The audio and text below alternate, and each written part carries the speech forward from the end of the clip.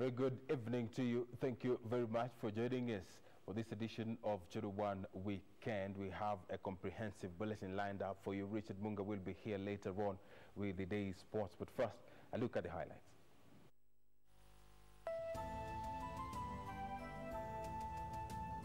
A night of horror in Muranga. 5 people confirmed dead as mudslides hit several villages in the county. Brace for the worst. The Meteorological Department warns of 5 days of rains in the coastal region as evacuation continues in the flooded Tano Delta.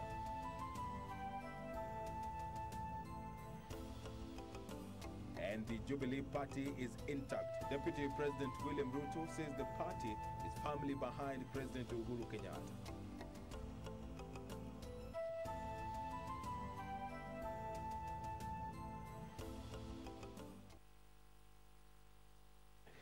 My name is Edward Kabasa. Our sign language interpreter is Wilson Bushora.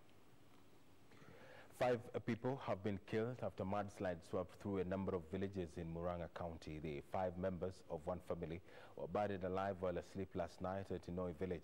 The mudslides were also witnessed in Madioya and Kangema constituencies in the county as heavy rains continue wreaking havoc in various parts of the country. This is the aftermath of a heavy downpour in Muranga County.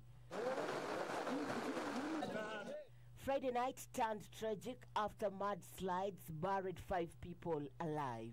Baba na mama na watoto wake wawili. Na sisi tuko na huzuni kabisa kwa hii ambaye metupata leo. Watoto wiko na mmoja anaitwa Nefati Gakuya ambao tulimtoa tukampeleka hospitali akaaga akiwa jiani kwa hospitali, na ni mtoto anasomea Kaganda Secondary School.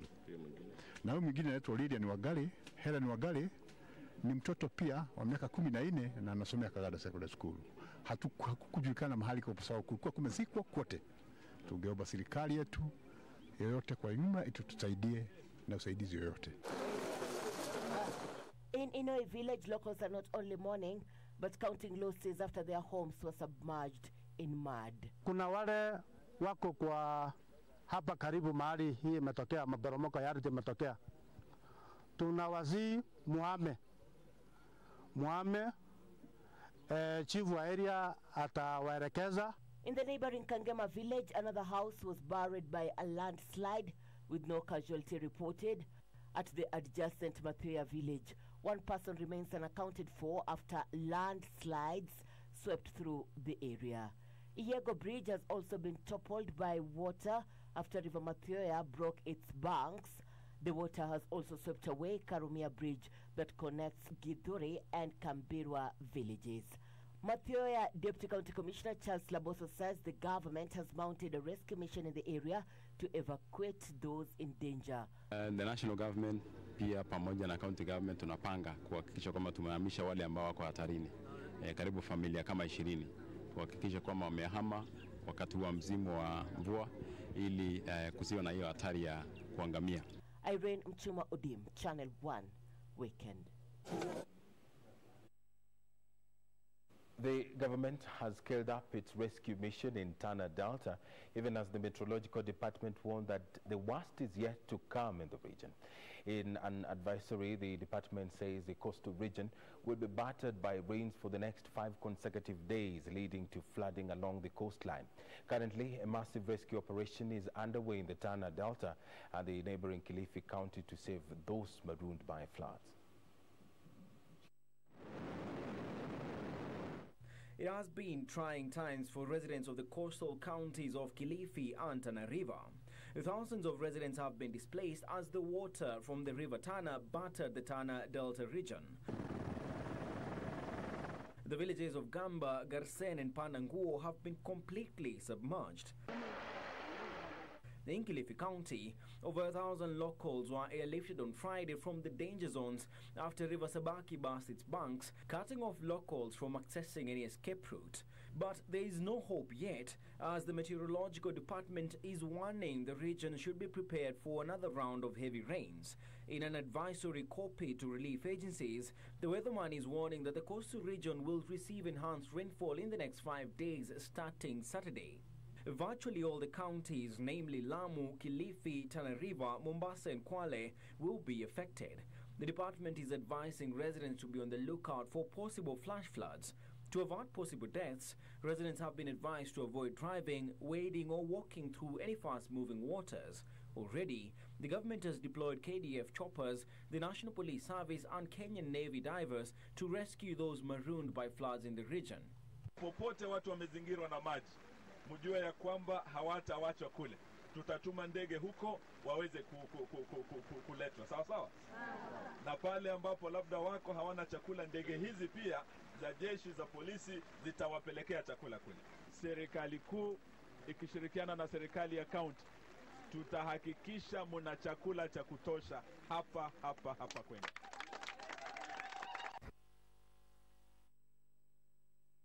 Three Kenya Revenue Authority officials and one Kenya Pharmacy and Poisons Board officer were Friday night arrested by police in connection with trafficking of mandrake capsules at the ELDORET International Airport. Police managed to seize a huge consignment of mandrakes during the raid, following intelligence reports that drugs concealed as vitamin supplements were frequently being trafficked at the airport. For almost 2 weeks now, police have been on a trail of a suspicious consignment that all along had been labeled as vitamins. On the 16th of April, a consignment was impounded here following its suspicious nature. The police suspicion and curiosity aroused by the movement of the consignment, which was diverted to the ELDORET International Airport from the Jomo Kenyatta International Airport. The officers further brought in a sniffer dog, which also kind of confirmed what they had suspected, but that was not enough. The consignment has eventually turned out to be mandrax, a substance categorized as a drug. The results showed they were positive for mandrax. According to Rift Valley Regional Coordinator Mongo Chimwaga, the drug might have originated from Dubai before landing to Kenya. It got diverted from Dubai and ended up here. So the investigations are still on, and what we are doing here is part of the larger investigation. He said at least 4 officials, 3 from KRA and 1 from the Kenya Pharmacy and Poisons Board, have been arrested. The net is spreading wider. That is why we are saying even any local networks around here, they are still being followed up. The importer of the consignment, according to authorities, was also nabbed in Nairobi. The government in 2003 slapped a 1-year ban on cargo planes at the ELDORET International Airport after suspicious deals were reported at the facility. And we want to declare that we are not going to use this airport as a conduit of bringing drugs to this country. The nabbed cargo is presently at the hands of the anti-narcotics police. Samson Kitavi, Channel 1 News. Deputy President William Ruto is calling on elected leaders to work towards fulfilling their campaign promises to the electorate. Ruto, who was in Olenguruoni in Nakuru County, says it is high time leaders put aside their political differences, having been handed the mandate to lead.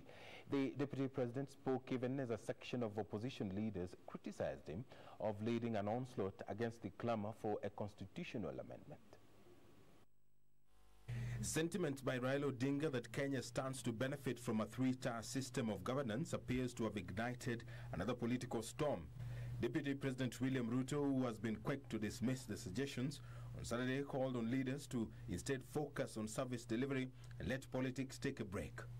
Mumesikia Rais ametangaza juzi ya kwamba tukomeshe mambo ya siasa, na hiyo ni amri kwa wanajubilii wote.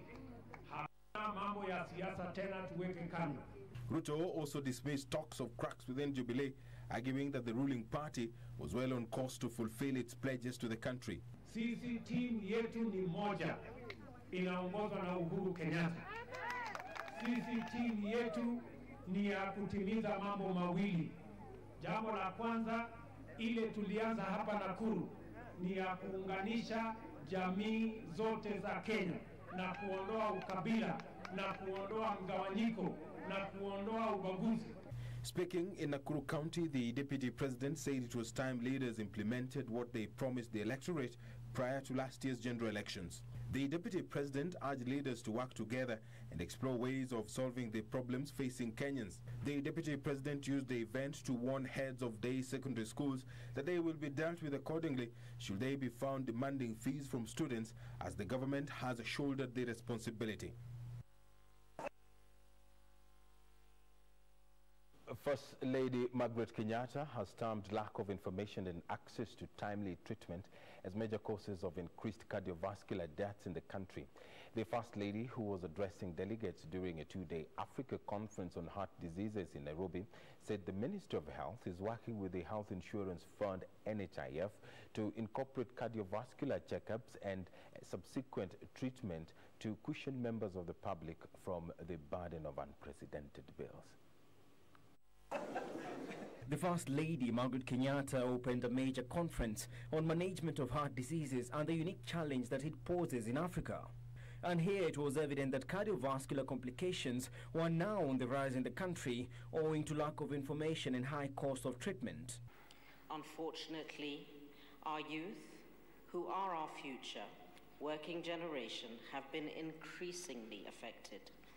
This calls for urgent need for public awareness, innovative and practical interventions to mitigate the deaths and disability that occur as a result of heart disease.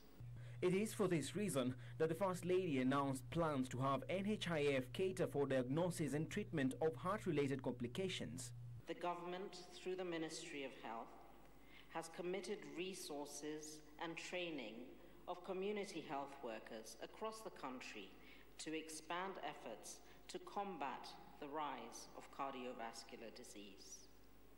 The National Hospital Insurance Fund, NHIF, has integrated cardiovascular care as an outpatient service in prevention and detection of hypertension to shield patients and their families from a cascade of financial challenges that result from this disease. According to cardiologists, hypertension, a virtually lifestyle condition, has been the major cause of cardiovascular disorders, and as such, the youth have been urged to observe health living. We are rolling out a universal and comprehensive healthcare package to ensure that all Kenyans have access to quality healthcare and are shielded from catastrophic costs that come with it. This is being done using a primary healthcare approach that is emphasizing on preventive and promotive health while empowering Kenyans to adopt healthy lifestyles. Panelists at the meeting emphasized on the need of managing cardiovascular patients in key health facilities by coming up with practical and innovative strategies. It's 10 minutes past 9. Very good evening to you. This is sort of one weekend. A quick break here. Don't go too far.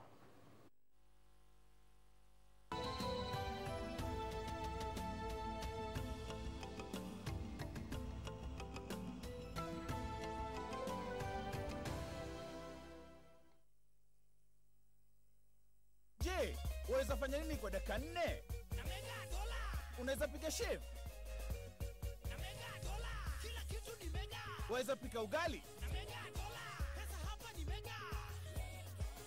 Labda waweza fua nguo? Ama unaweza tengeneza milioni 30? Four minutes are enough to win big with Mega Dollar. Just go to Lipa na M-Pesa, select Pay Bill, enter business number 295888, enter account name KBC, deposit 10 shillings or more, enter your PIN and press OK, then choose 10 numbers from 1 to 80 and send to 29588. And you can win up to 30 million shillings every 4 minutes. Deposit, play, and win with Mega Dollar. The big game for big winners.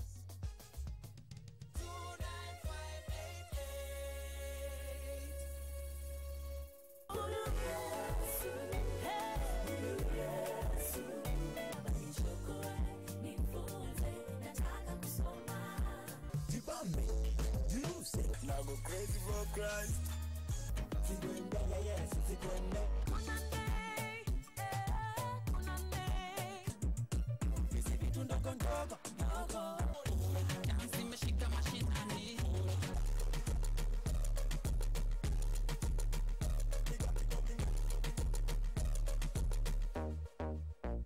He got me going.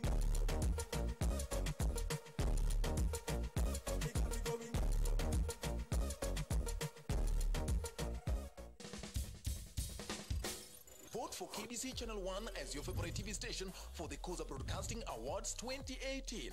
SMS the word Koza to 15601. It's absolutely free. Voting ends on 9th May. Vote, vote, vote.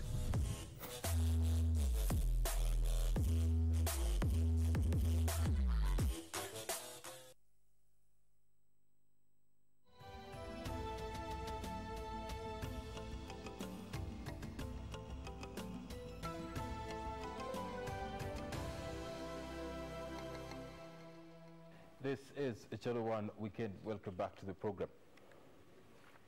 Environment Cabinet Secretary Kiriako Tobiko has challenged the Nairobi County government to play a leading role in efforts aimed at restoring the city. Speaking during a tree planting exercise at the Bichuki Park in Nairobi, Tobiko expressed the government's commitment to restore the country's forest cover in the wake of concerns over continued degradation of the critical resource.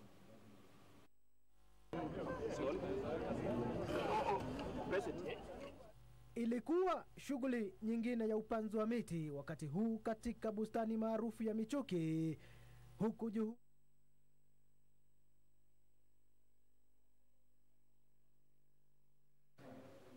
And we do apologize for that. That story will be coming to you a little bit later. But before that, Shoro FM and Radio Taifa affiliates of the Kenya Broadcasting Corporation have jointly staged a road show to meet their fans in Kiambu County and adjacent towns.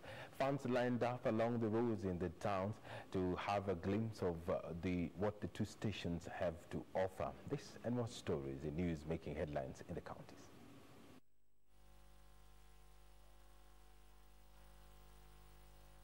Shoro FM and Radio Taifa fans were treated to exclusive entertainment from their favorite musicians during the roadshow held in Kiambu County.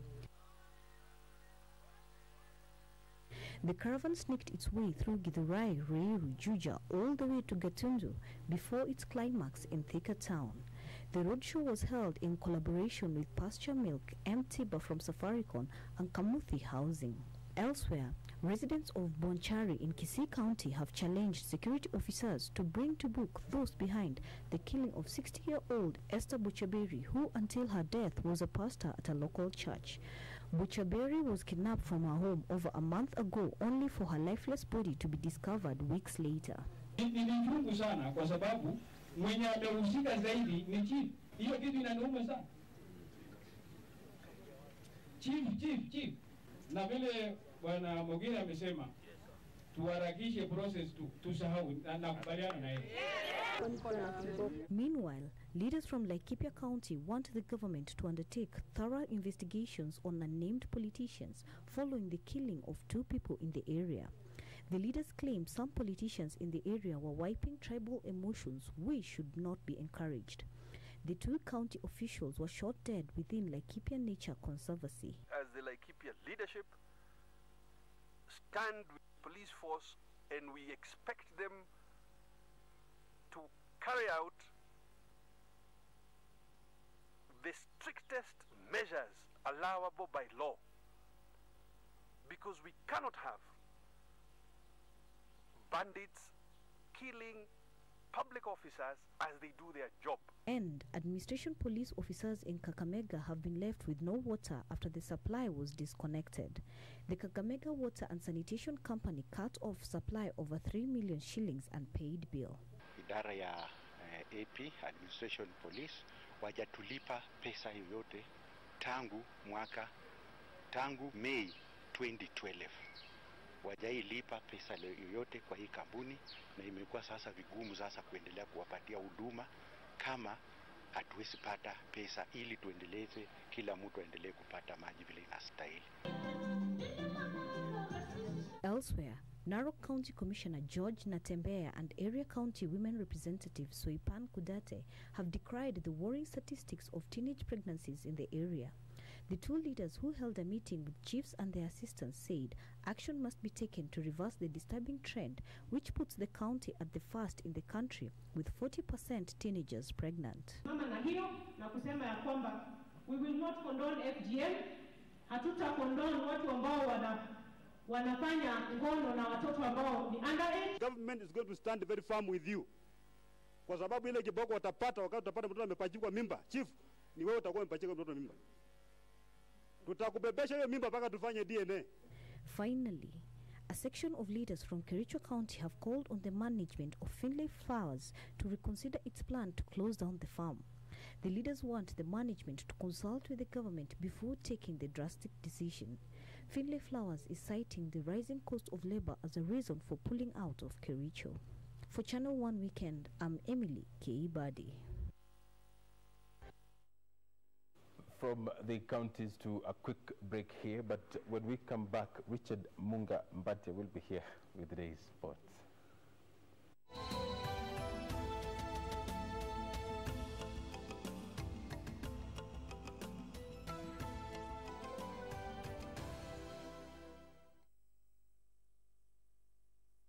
Every 4 minutes is a chance for you to win big with Mega Dollar. Just go to Lipa na M-Pesa, enter paybill number 295888, account name KBC, and amount from 10 shillings or more. Then select your 10 numbers from 1 to 80 and send to 29588. You can win up to 30 million shillings. Start playing now and win. Mega Dollar. Big winners every 4 minutes. The primate sanctuary makes room for one more victim of the illegal bushmeat trade. From about age 3, he was kept in a small cage, about 1 meter cube. Will this battered and abused chimp survive the transition to his new home? And it may look more like a skunk than a monkey, but it's set to make its return to Old Pejada. So it's just one little step to bringing back what used to be here. Now, Batian and his team pin their hopes for bringing them back on just 3 monkeys. Very stressed having just been brought in. It's just another busy week in the life of a Kenyan game reserve.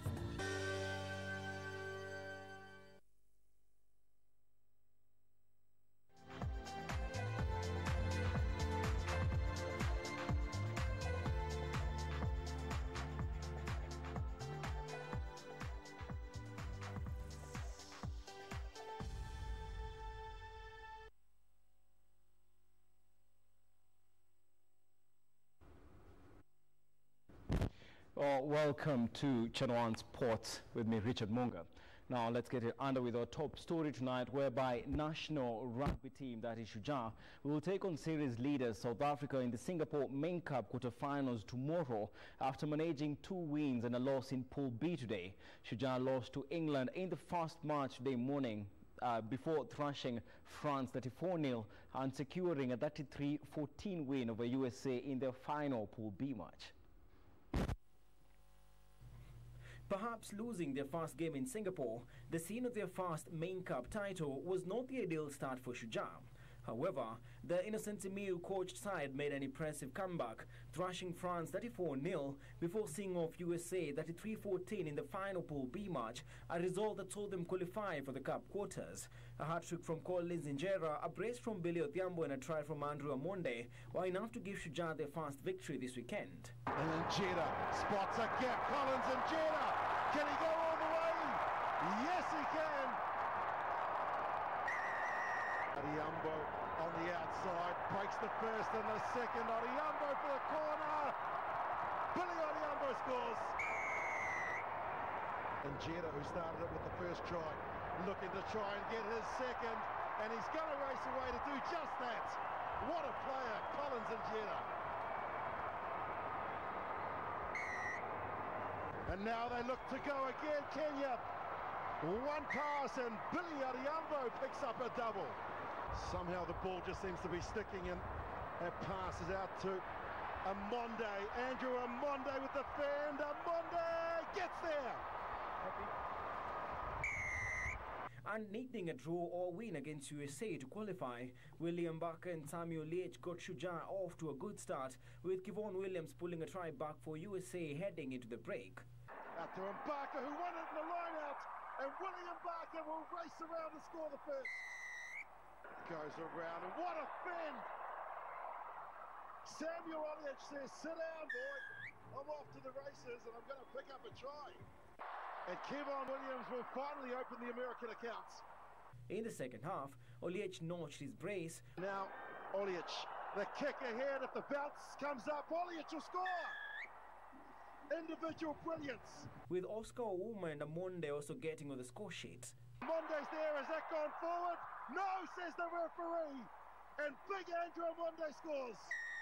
For them to launch another attack. Here goes the captain, Oscar Ouma. Clinical from Kenya. Kenyan magic.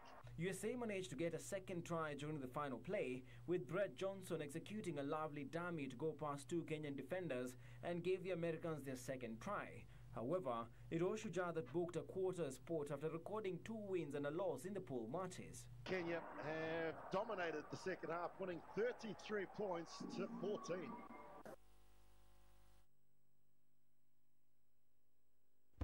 Well, now, of course, we wish the boys all the best when they take, of course, on South Africa, a team that has been in its best form and is still leading the HSBC World 7 Series. Well, now, moving on, Waithaka Kioni will continue to serve as the Kenya Volleyball Federation president, that is for another 4 years. This is after he successfully retained his seat during the Kenya Volleyball Federation general elections that are held today in Nairobi. 3, 4. After the end of his 4-year reign at Kenya Volleyball Federation, Waithaka Kioni retained his seat as the president after garnering 68 votes, beating his rival Martin Ochieng, who garnered 26 votes. With my colleagues, we shall continue engaging our government for the provision of the necessary sports infrastructure. I'm sure you know that volleyball is basically an indoor sport, but in Africa, south of Sahara, it's played outdoor throughout. But when you go for international competitions, you have to do it indoors. So the environment is different. I have seen people being critical about our teams when they don't perform very well against those other international teams. Charles Nyaberi is the new deputy president after beating Martin Makoha and Philip Maiyo. Nyaberi claimed 66 votes, with his closest rival Makoha garnering 30 votes. I'll support my chairman, my president, Mr. Waithaka Kioni, who I know means very well, and work with the rest of the team so that we can uplift the standards, especially the standards of the men's team, which have been dwindling over the years, and also hold the women's back right up to the top of Africa. The Secretary General position was won by Juma Ben, who humbled Patrick Owino. Juma had 76 votes, while his rival Owino had 19 votes. Kenya Volleyball Federation elections are held after every 4 years in line with International Olympic Committee standards. Frederick Mwoki for Channel 1 Sports.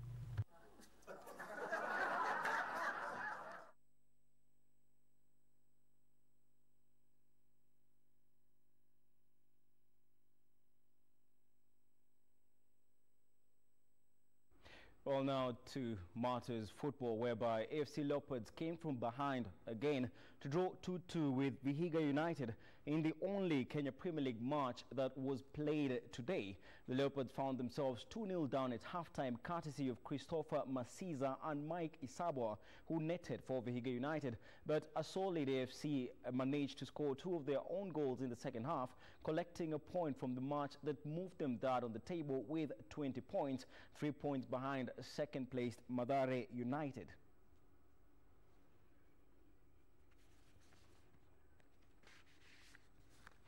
Well, now on to athletics. Kenyan athletes will be seeking to break a 5-year course record of 2 hours, 5 minutes and 30 seconds that was set by London Marathon champion Eliud Kipchoge when they line up tomorrow for the Hamburg Marathon in Germany. The annual event will be in its 33rd edition. Behind, Ronald's just outside of their personal best. but he's got his best ever finish. Philemon Rono, All eyes will be on Kenyan athletes tomorrow during the annual Hamburg Marathon to be held in Germany. Close to 13,000 athletes will be seeking to break